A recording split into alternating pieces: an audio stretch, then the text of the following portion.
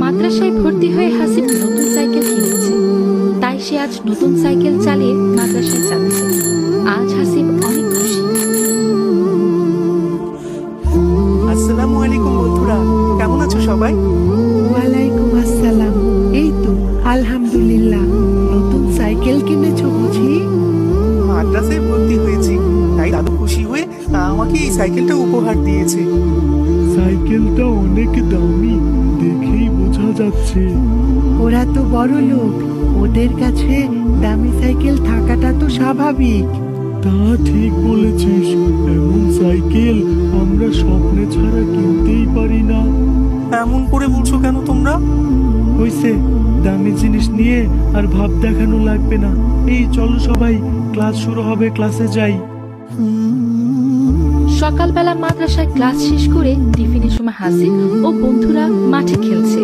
এইদিকে রতন মাঠে খেলতে নামিয়েনি, মাঠের পাশে দাঁড়িয়ে আছে। রতন খুব দুষ্টু ও হিংসুটে ছেলে। কার কিভাবে ক্ষতি করা যায় রতনের মাথায় সবসময় তাই খেলা করে। আজ হাসিবের সাইকেল দেখে রতনের খুব হিংসা হচ্ছে। ইস, আমার যদি এমন একটা সাইকেল থাকতো। কি হলো রতন, খেলবি না? না, শরীরটা ভালো লাগছে না, তোরা খেল। ঠিক আছে। মাদ্রাসা শেষ করে হাসিব বাসায় ফিরবে।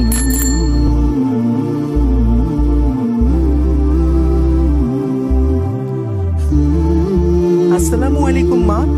ওয়ালাইকুম আসসালাম হাসিব। মা, দাদু ভাই কোথায়? দেখছি না যে। তোমার দাদু রুমে রেস্ট নিচ্ছে। আজকে সাইকেল চালিয়ে মাদ্রাসায় যেতে কেমন লাগলো? মা, খুবই ভালো লেগেছে আমার। সময় অর্থ দুটোই বাঁচবে এখন থেকে। নতুন সাইকেল বন্ধুরাও দেখেছে, বিকেলে মাঠে নিয়ে যেতে বলেছে। সবাই মিলেমিশে চালাবো। ঠিক আছে বাবা, এখন তুমি রুমে গিয়ে ফ্রেশ হয়ে রেস্ট নাও।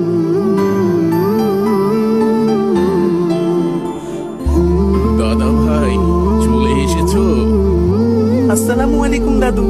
বাড়িতে ঢুকেই তোমাকে খুঁজছিলাম। মা বললো তুমি রেস্ট নিচ্ছ, তাই আর ডাকিনি। তোমার কথা শুনে কি আমি আর ঘরে থাকতে পারি?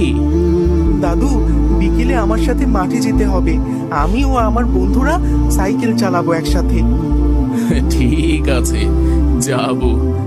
এখন তুমি রেস্ট নাও। বিকেলবেলা দাদু হাসিবকে সাথে নিয়ে খেলার মাঠে যায়।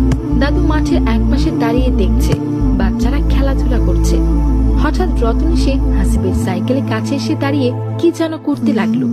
দাদু দাঁড়িয়ে লক্ষ্য করলো রতন হাসিবের সাইকেলে পাম্প